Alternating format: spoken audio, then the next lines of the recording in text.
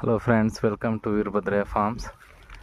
ನೋಡಿ, ಇದು ಹೊನ್ನೆ ಮರ ಅಂತೇಳಿ ನಾನೀಗ 2 ವರ್ಷದಿಂದ ಹಾಕಿದ್ದು. ನಾವು ಜನರಲ್ಲಾಗಿ ಎಲ್ಲ ಹೇಳ್ತಾರೆ, ಈ ಮರಗಳನ್ನೆಲ್ಲ ಸುಮ್ಮನೆ ಹಾಕ್ಬಿಟ್ಬಿಟ್ರೆ ಸಾಕು, ಬೆಳೆದು ಬಿಡ್ತವೆ, ಏನು ಮೇಂಟೆನೆನ್ಸ್ ಇಲ್ಲ ಅಂತೇಳಿ. ಆದರೆ ಈ ಗಿಡಗಳಿಗೂ ಕೂಡ ನಾವು ಮೇಂಟೈನ್ ಮಾಡಬೇಕು. ಮೇಂಟೈನ್ ಮಾಡಲಿಲ್ಲ ಅಂದರೆ ಏನಾಗುತ್ತೆ ಅಂತ ತೋರಿಸ್ತೀನಿ.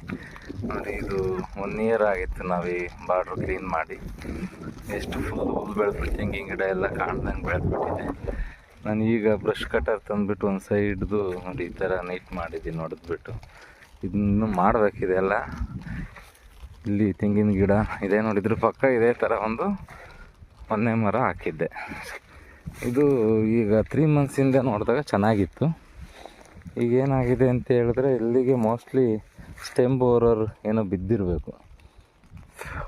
ಸ್ಟೆಮ್ ಬೋರರ್ ಹುಳ, ಕಾಂಡ ಕೊರೆಯುವ ಹುಳ, ಅದು ಬಿದ್ದುಬಿಟ್ಟು ಗೆದ್ದಲು ಬಂದಿದೆ ಇಲ್ಲಿವರೆಗೂ. ನೋಡಿ, ಗೆದ್ದಲು ಜೊತೆಯಲ್ಲಿ ಗೆದ್ದಲೆಲ್ಲ ಒರೆಸಿದ್ದೀವಿ. ಈಗೇನು ಪ್ರಯೋಜನ ಇಲ್ಲ ಅನಿಸುತ್ತೆ. ಎಷ್ಟು ದೊಡ್ಡ ಮರ, 2 ವರ್ಷ ಆಗಿತ್ತು, ತುಂಬ ಚೆನ್ನಾಗಿ ಬೆಳೆದಿತ್ತು. 3 months ಹಿಂದೆ ಚೆನ್ನಾಗಿದ್ದಿದ್ದು ಈಗ ಹೋಗ್ಬಿಟ್ಟಿದೆ.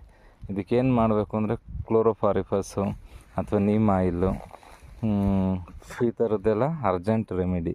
ಸೊ ಅವಾಗವಾಗ ಒಂದು 3 months ಒಂದ್ಸರಿ ಗಿಡ ಬಂದು ವಿಸಿಟ್ ಮಾಡ್ತಾ ಇರಬೇಕು.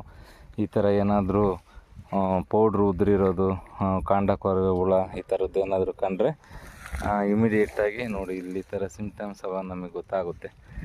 ಇಮಿಡಿಯೇಟಾಗಿ ಕ್ಲೋರೋಫಾರಿಫಸ್ಸು ಅಥವಾ ನೀಮ್ ಆಯಿಲ್ಲು ಈ ಥರದನ್ನೆಲ್ಲ ಸ್ಪ್ರೇ ಮಾಡಿದ್ರೆ ಈ ಥರ ಎಲ್ಲ ಒಣಗೋಗಲ್ಲ. ಈ ಗಿಡ ಫುಲ್ ಒಣಗೋಗಿದೆ. ನಾವು 2 ವರ್ಷ ಮೇಂಟೈನ್ ಮಾಡಿದ್ದು, ಕಷ್ಟಪಟ್ಟು ಬೆಳೆಸಿದ್ದು, ಪ್ರತಿ 3 ತಿಂಗಳಿಗೆ ಒಂದು ಸರಿ ಕ್ಲೀನ್ ಮಾಡೋದು, ಅಗದ್ಬಿಟ್ಟು ಆ ಥರ ಎಲ್ಲ ಫಸ್ಟ್ ಮಾಡಿದ್ವಿ ಫಸ್ಟ್ ವರ್ಷ. ಈಗ ಲಾಸ್ಟ್ 1 ವರ್ಷ 6 ತಿಂಗಳಿಂದ ಈ ಲೈನ್ ಏನು ಮಾಡಲಿಲ್ಲ, ಟೈಮ್ ಸಿಕ್ತೆ. ಹಂಗಾಗಿ ನೋಡಿ, ಈ ಗಿಡನೇ ಒಣಗೋಗ್ಬಿಟ್ಟಿದೆ. ಈಗ ಅರ್ಧ ಕ್ಲೀನ್ ಆಗಿದೆ. ಬ್ರಷ್ ಕಟರಲ್ಲಿ ನೋಡಿ, ಇಷ್ಟು ಕ್ಲೀನ್ ಮಾಡಬೇಕು ಅಂದರೆ 4 ಜನ ಗಂಡಾಳು ಬಂದಿದ್ರೂ ಮಾಡ್ತಿರ್ಲಿಲ್ಲ. ಈ ಮೂಲೆ ಹಂಗೆ ಇದೇ ಥರ ಬೆಳೆದುಬಿಟ್ಟಿತ್ತೆಲ್ಲ ಫುಲ್ಲು.